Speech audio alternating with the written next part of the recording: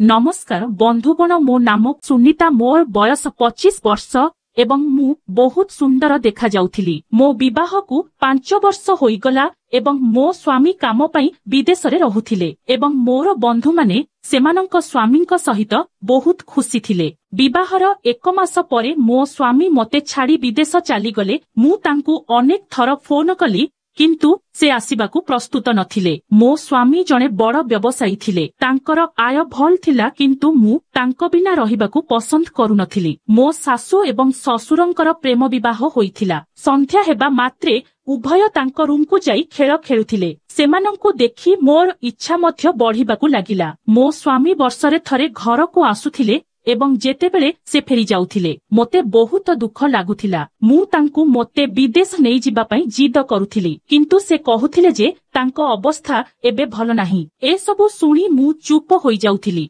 एवं सारा दिन घर काम करी बिताई देउथिली। किंतु जेतेबेले मु रातिरे ससुरंकू तांको रूम को जाउथिबार देखुथिली मु तांको रूम बाहरे ठिया हेउथिली। तांको देखि मोते लागिला जे मोर भाग्य बहुत खराब कारण मो सासु एवं ससुर दुहे तांको जीवन को बहुत उपभोग करुथिले। मु एक बहुत गरीब परिवार रु आसीथिली। जेतेबेले मो परिवार जानिबाकू पाइले जे पुओटी विदेश रे चाकिरी करुछि सेमाने तुरंत मोर विवाह कराई देले। मोर मनरे मध्य अनेक इच्छा थिला कारण मोर अनेक बंधु विवाहित सेमाने मोते सेमानंक जीवन विषय रे कहुथिले। ए सबु सुनी मु अनुभव कली जे विवाह परे मु मध्य मोर स्वप्न पूरण करिबी। मु मात्र 20 वर्ष बयसर थिली किंतु भल रोजगार देखि मो परिवार तुरंत मोर विवाह कराई देले। मु भाबिथिली जे मु मो स्वामींक सहित विदेश रे रही बास करिबी एवं आमे दुहे सेठारे बहुत खुशी हेबु। किंतु मु जानि नथिली जे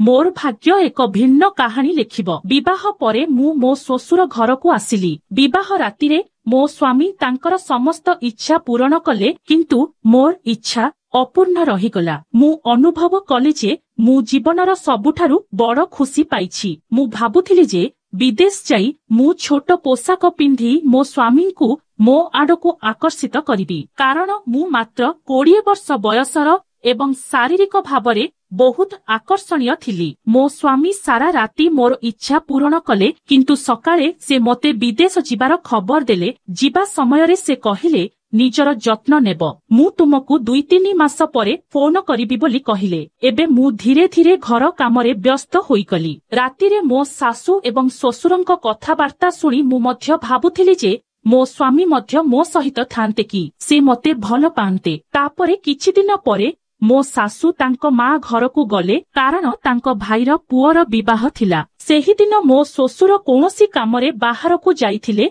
एवं रातिरे फेरिबाकू जाउथिले। सासु कहिले जेतेबेले तुमर ससुर रातिरे आसीबे तांको कहि देबो जे मु मो भाई पुअर विवाह पई मो माँ घर को जाउछि। मु सासुंकु कहिली चिंता कर नाही तुमे आराम रे तुम माँ घर को जाओ मु एठारे मो ससुरंक भल जत्न नेबी। तापरे सासु चली गले। रातिरे ससुर घर को फेरिबा परे मु तांकु कहिली जे तांको स्त्री किछि दिन पई तांको माँ घर को जाइछंती कारण तांको भाईर पुअर विवाह अछि। एहा सुनी ससुर कहिले ठीक अछि। तापरे मु तांकु कहिली जे मु तुम पई खाद्य रांधिबी तुमे जाओ फ्रेश हुओ। एहा कहि मु रोसेई घर को खाद्य रांधिबाकू गली एवं से तांको रूम को गले। खाद्य रांधिबा परे मु मो ससुरंक रूम को तांको डाकिबाकू गली। सेतेबेले मो ससुर जेउ अवस्था भितरे थिले ताहा देखि मोर इच्छा बढ़िबाकू लागिला। से फ्रेश होई बाहर को आसीथिले एवं से एक गामुछा पिंधिथिले। आमर आखि मिसिकला एवं मोर हृदय द्रुत गतिरे धड़किबाकू लागिला। मु ससुरंकु कहिली ससुर मु तुम पई खाद्य आनिछि किंतु ससुर उत्तर देले नाही बरम से धीरे धीरे मो आड़को आसीबाकू लागिले। तांकर चालीचरण आजि भिन्न लागुथिला। तांको मुहरे एक अद्भुत हस थिला। तापरे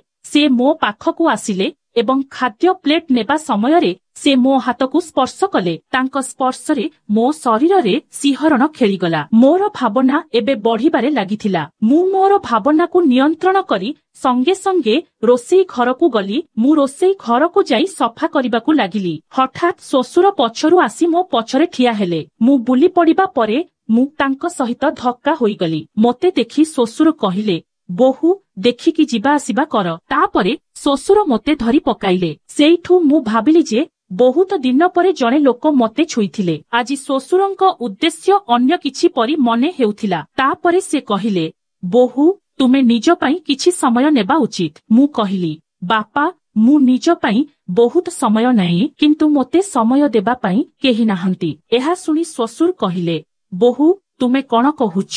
ମୁଁ ଅଛି। ଯଦି ତୁମ ସ୍ୱାମୀ ନାହାନ୍ତି ମୁଁ ତୁମକୁ ସମୟ ଦେବି। ତୁମେ କେବଳ ଥରେ ହଁ କୁହ। ଏବେ ମୁଁ ଶ୍ୱଶୁରଙ୍କ କଥାକୁ ମୁଁ ଭଲ ଭାବରେ ବୁଝିଗଲି ଏବଂ ମୋତେ ବହୁତ ଲାଜ ଲାଗିଲା।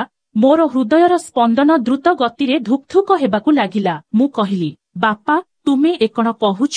ସେଇଠୁ ଶ୍ୱଶୁର କହିଲେ, ତୁମ ସ୍ୱାମୀ ବିଦେଶ ଯାଇଥିବାରୁ ତୁମେ କେତେ ଏକାକୀ ଅନୁଭବ କରୁଛ ତାହା ମୁଁ ଭଲ ଭାବରେ ଜାଣିପାରୁଛି। ତୁମର ମଧ୍ୟ ଅନେକ ଇଚ୍ଛା ଅଛି, କିନ୍ତୁ ତୁମେ ସେଗୁଡ଼ିକୁ ତୁମ ହୃଦୟରେ ଚାପି ରଖିଛ। ମୁଁ ତୁମର ସମସ୍ତ ଇଚ୍ଛା ପୂରଣ କରିପାରିବି ବୋଲି କହିଲେ। ଏହା ଶୁଣି ମୁଁ କହିଲି, ଏହା ଠିକ୍ ନୁହେଁ ବାପା। କିନ୍ତୁ ମୁଁ ଆଉ କିଛି କହିବା ପୂର୍ବରୁ ଶ୍ୱଶୁର ମୋତେ ତାଙ୍କ ପାଖକୁ ଟାଣି ଆଣି କହିଲେ, ବୋହୂ, ଲାଜ କର ନାହିଁ। ଆଜି ମୁଁ ତୁମକୁ ଯାହା ଚାହୁଁଛ ତାହା ଦେବାକୁ ଚାହୁଁଛି। ମୋର ଇଚ୍ଛା ନଥିଲେ ମଧ୍ୟ ମୁଁ ନିଜକୁ ରୋକି ପାରିଲି ନାହିଁ। ଯେତେବେଳେ ସେ ବିଦେଶ ଗଲେ ମୁଁ ତାଙ୍କୁ ବହୁତ ମିସ୍ କରୁଥିଲି। ମୁଁ କେବେ ଭାବି ନଥିଲି ଯେ ଶ୍ୱଶୁର ମୋର ଏହି ଭାବନା ବୁଝିବେ। ପରଦିନ ରାତିରେ ପୁଣି ଶ୍ୱଶୁର ମୋ ରୁମକୁ ଆସିଲେ। ଆଜି ମୁଁ ମୋ ସ୍ୱାମୀଙ୍କୁ ମିସ୍ କରୁନଥିଲି। ମୁଁ କେବଳ ଏହି ମୁହୂର୍ତ୍ତଗୁଡ଼ିକୁ ଭଲ ଭାବରେ ବିତାଇବାକୁ ଚାହୁଁଥିଲି। ଶ୍ୱଶୁର କୋଠରୀର ଆଲୋକ ବନ୍ଦ କରି ଧୀରେ ଧୀରେ ମୋ ଆଡ଼କୁ ଆସିବାକୁ ଲାଗିଲେ। ତାପରେ ଶ୍ୱଶୁର ମୋତେ ବହୁତ ଶାନ୍ତିରେ